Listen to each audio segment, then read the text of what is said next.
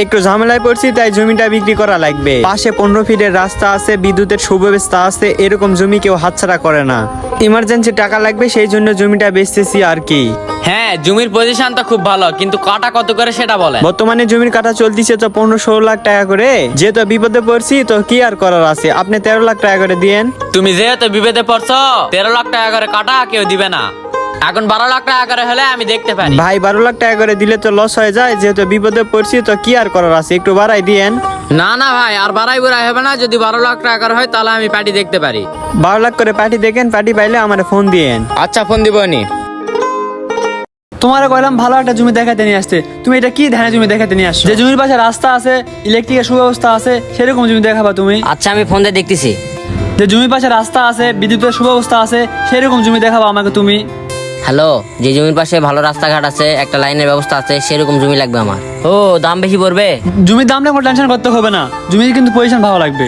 আচ্ছা, ওনার যদি বাজেট হয় তাহলে ওনাকে নিয়ে আমি জমি দেখতে আসতেছি, আপনি থাকেন। ভাই, 3 কাঠা একটা ভালো জমি আছে, আর জমির সামনে একটা রাস্তাও আছে। 15 লাখ টাকা কাটা পড়বে। আপনার যদি বাজেট হয় তাহলে আপনাকে দেখাইতে পারি। 15 লাখ টাকা তো কাটা একটু বেশি হয়ে যায়, তারপরও চলো দেখি। আচ্ছা চলেন, জমিটা যদি আপনার পছন্দ হয় তাহলে লেনদেনের বিষয় আপনাকে দেখতে হবে না, আমি দেখতেছি, চলেন। ভাই, জমিটা তো দেখলেনি, জমির পাশে একটা রাস্তাও আছে, কারেন্টের ব্যবস্থাও আছে। আপনার জমিটা কি পছন্দ হয়?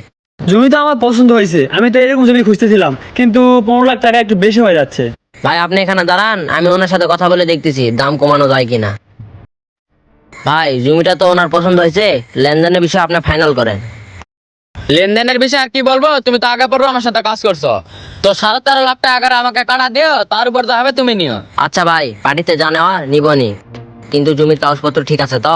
কাগজপাতি চিন্তা করো না, কাগজপাতি সব ঠিকই আছে, কিন্তু দেখো পাড়ি দাম হাতছাড়া না হয়। পার্টি হাতছাড়া হবে না, জমি ওনার অনেক পছন্দ হয়েছে, 14 লাখ টাকা করে হলেও নিবে। ডিল ফাইনাল করো। আচ্ছা ঠিক আছে ভাই, এদিকে আসেন।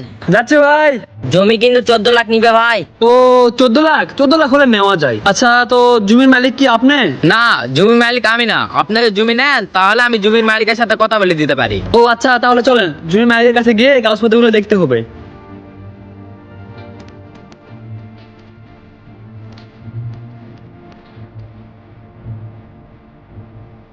ভাই, আপনি এখন যান, আপনার সাথে পরে কথা হবে উনি। আর ভাই, আপনি আমার সাথে চলেন। ভাই, অনেকক্ষণ তো হয়ে গেল, কই জমির মালিক তো এখন আসলো না। ভাই, জমির মালিককে ফোন দিছিলাম, সে আসতেছে। ওই যে ভাই আসছে। ও, তুমি তুমি জমির মালিক? হ্যাঁ, জমিটা তো আমারই, আমি বিক্রি করবো, আপনি নেবেন নাকি? হ্যাঁ, আমি তো নিব। এই যে নেন, কাগজপত্র দেখেন তাহলে। আরে থন, লাগবে না, আপনার কাগজ লাগবে না, কাগজ পাই দেখা লাগবে না। এই জমি তুমি কার দাগ দিয়ে কিনছিলা তা আমি জানি। তুমি যে জমি কিনছো 8 লাখ টাকা কাটা, এখন 14 লাখ টাকা কাটা বেচছ, এটা একটু বেশি হয়ে যাচ্ছে না? কি বলেন ভাই, 14 লাখ টাকা কাটা কই বেচতেছি? উনি তো বললো 12 লাখ টাকার বেশি বিক্রি হবে না। কেন, উনি তো বললো 14 লাখ টাকা কাটা নিছে বলে আপনার জমি বিক্রি করবেন না? যাই হোক, লেনদেনের কথা এখন বাদ দেন, আর রেজিস্ট্রি কোন করবেন তাই বলেন। ভাই শোনেন, ওনারে আমি চিনি, ওনার সাথে অনেক আগে থেকে আমার ভালো সম্পর্ক। রেজিস্ট্রি কখন করবো সেটা আমরা বুঝবো। আপনি যে প্রতি কাটায় 2 লাখ টাকা করে বেশি খাচ্ছেন, এই কাজটা কি আপনি ঠিক করতেছেন? আরে 2 লাখ টাকা তো আমি একা খাচ্ছি না, আরো তো 2-3 জন ছেলে পেলে আছে, তাদেরকেও তো কিছু দিতে হবে। আপনারা পরিশ্রম করতেছেন ভালো কথা, কিন্তু ক্রেতা এবং বিক্রেতাদের জানিয়ে বৈধভাবে টাকা নেবেন, তাইলেই তো হয়। 12 লাখ টাকার জমি আপনারা 14 লাখ টাকাতে বিক্রি করতেছেন।